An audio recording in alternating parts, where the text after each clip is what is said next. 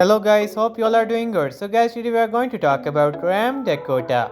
Guys, those who have fond memories of the Dodge Dakota this appear in 2011 may have been happy to hear rumors that Ram was considering the nameplates on a mid-size pickup. We had speculated originally that it will debut in 2021 and offering cheaper and smaller than the half-ton Ram 1500. Unfortunately, the revived Dakota has failed to materialize. While it could have here some components which its larger sibling, we thought it would have been smarter for them to base it on the Jeep Gladiator, which had earned a spot on the 2020 10 best list following the Jeep's debut. Guys, the Dakota will have competed with the Ford Ranger and Chevrolet Colorado and the GMC Canyon and the Toyota Tacoma. While we are hopeful that Dakota could still join the mid-size pickup market in the future, we are no longer as confident in its appearance. As the Dakota launches is expected, it will have been a new offering for the Ram brand. The rumor that had circulated throughout the automobile industry back in 2021 suggested that the Dakota will either be built alongside the Gladiator in Toledo, Ohio, or at Ram factory in Stiletto, Mexico. We had heard both rumors. Guys, Ram never got around to announcing how much the Dakota will have cost or what trim level will have been offered. We think its base price will have been significantly lower than the Gladiators, which at the time started at $35,040 as starting price somewhere around $26,000. Will have agile with the key rivals such as the Ranger and Colorado. No matter if the Dakota has been the downside version of the Ram 1500 or the rebuilt Gladiator, the selection of engine option will have been pretty straightforward.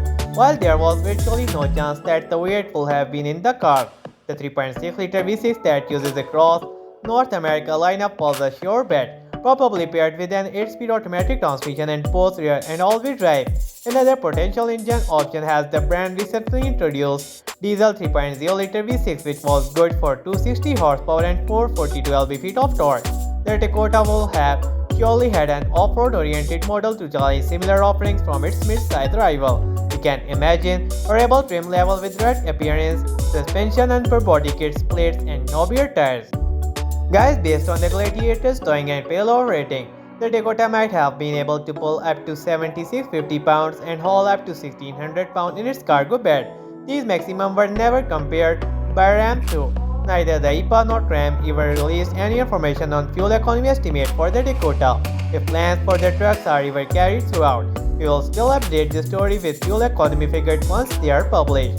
While we suspect the Dakota will have had similar interior styling to the Ram 1500, although it probably will not have lived up to the pickup luxurious standard. Still, the smaller pickup will have likely provide an optional amenities. This may have included a heated steering wheel, heated and ventilated front seats, leather and polyester wireless charging and more. The lineup will have likely offered a crew cab and a smaller extended cab. Size truck aside from the Honda Recline don't have very spacious backseat with debut, the Dakota will have been any different. Guys, while the Ram 1500 offers a huge vertically oriented 12.0-inch touchscreen, we are not sure that the infotainment system will have been shared with the Dakota. The company's Uconnect infotainment system will have likely included desirable content such as Apple CarPlay, Android Auto, and Wi-Fi hotspot. This model will likely have more basic setup, but still will have the infotainment features. Guys, the Dakota will likely have been equipped with an standard and optional driver assistant technology. The roadster will likely have introduced features such as adaptive cruise control, automated emergency braking, blind spot monitoring, lane capturing asset, and more. Guys, the Dakota will have an average limited and powertrain warranty. Compared with its mid-size rival, the Canyon, Colorado, and Tacoma all have complimentary maintenance, something that the Ram brand does not currently offer. Limited warranty cover 3 years or 36,000 miles, powertrain warranty cover for 5 years or 60,000 miles, no complimentary scheduled maintenance. So guys, that's all. Kindly subscribe our channel so you never missed any update. Thank you.